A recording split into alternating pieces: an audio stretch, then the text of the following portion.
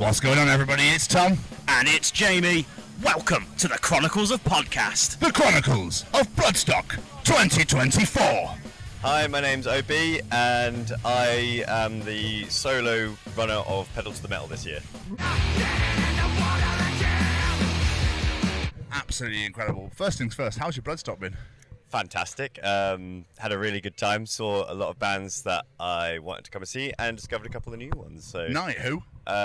Well, first of all, I got converted on Opeth, so I really enjoyed that. Great. So. Great. They were great, mate. Phenomenal. So, how was Pedal to the Metal born? Where did this idea come from? So, a friend of mine in 2019 wanted to do Bloodstock and Wacken back to back. And being the avid cyclist that he thought, can I cycle between the two festivals? And then he was like, well, can I do the whole thing? So he did it in 2019 and proved that we could actually do it. But then he got ill and then told me about the ideas. I was like, well, I've got to carry this on. So I attempted it last year and got rained off with all that rain. And then they stopped letting into Wacken. So I was just like, well, that ended in a soggy train ride home. So I was like determined extra this year to do it, and well, here I am. This is beautiful. Yeah. No, fair play, man. Like I said, what a genius thing to do. But you must be fucked. No, actually. Oh, wow, okay. No. It surprised me just as much as everyone else. It's like, so I did a lot of training, to be fair. Like, I work about 22 miles from where I live, so I was doing 44 miles at least 3 times a week to build up for it. And then there were tough days, don't get me wrong, but when I got here, hopped off the bike, it was like within about a couple of minutes I was in a mosh pit, and I was like, yeah, let's go. Yes, love it. What's the inspiration behind the cat helmet?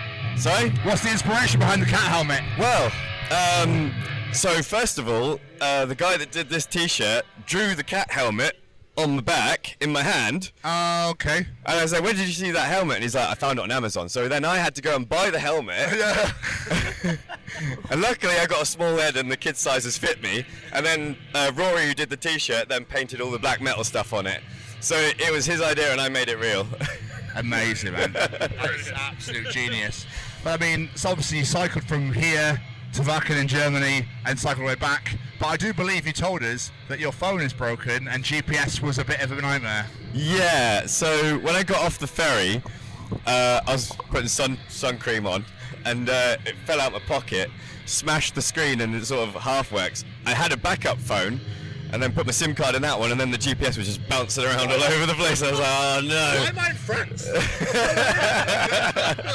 So I had to sort of like play a little bit of SIM card hopscotch between the two phones to try and get here. I got here, and so I'm going to have to just nurse it home as well. I'm getting a Garmin for next time. That's the thing that blew my mind the most. He said, when you leave here today or tomorrow, you're cycling home. Yeah. Have a break. Well, I will when I get home. And then you go back to work. Yeah, pretty much the next day, yeah. And now have bionic calves. Yeah, they're like that's the thing, they're solid. Their calves are like. But that's the thing, like when you're running around in the mosh pit, it's like different set of muscles, so you don't really notice it until you try and like go up a step or something. You're like, ooh. Are you going with the new Terminator? Yeah, maybe. Maybe instead of being on Arnie, it'll be modelled on me. Yeah. I like it. But obviously, you did all this in aid of our wonderful friends here at the Sophie Lancaster Foundation.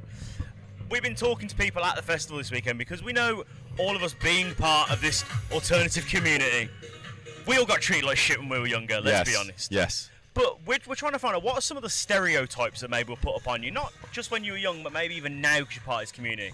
Did you get the whole, I bet he loves a fight, I bet he worships the devil? Any of that sort of stuff? Yeah, I actually had a Christian come up to me because of the symbols on the helmet on my way to Harwich and tried to like talk to me about like the symbolism on my helmet, and I managed to like say, you know, it's just for a good cause and things like that, and I ended up bringing him around. But yeah, you still get a little bit of you know, leering and jeering at you occasionally. But it's a lot less frequent now than it was when I was younger. You sort of get like called the weirdo all the time. It's like, oh, why didn't you just like wear a colour or something? It's not so bad for guys, but I used to see it really bad with my female friends who used to like dress like Sophie and have like their colourful dreads and things and wear black. And it really, when I found out what the Sophie Lancaster Foundation do and who Sophie Lancaster was, I was like, well, it's like really easy choice to like support them. So when I did it last year, I wasn't raising any money. But this year it was just like, because everyone was asking me, are you sponsoring, being sponsored for this? Who are you raising money for? And I was like, well, at that time I wasn't. So I was like, well, I've got to do it for the Sophie Lancaster Foundation.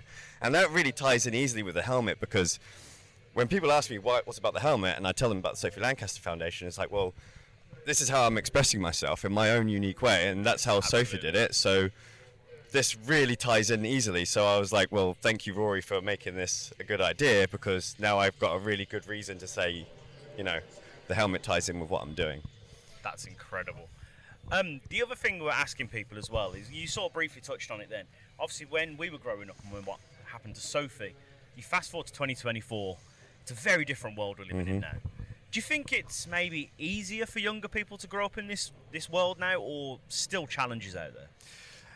I don't think it's as hard as it was, but there are still challenges. Like, people still get singled out just for being a little bit different. Yeah. Like, it's not as easy as just dressing normally. Like, if you get called names just because you want to express yourself that certain way, you can't just like turn that off, because that's how you feel and that's what you want to look like, that's how you want to dress.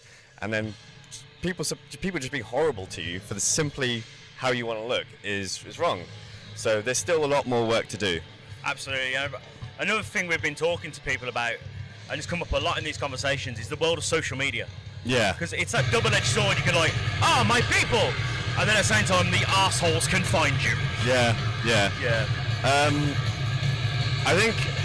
I think we can easily get put into bubbles as well now with social media. So you tend to be surrounded with people and like-minded, and occasionally that will expand and someone will again find you, especially if you start becoming a little bit more famous or having a bit more attention. But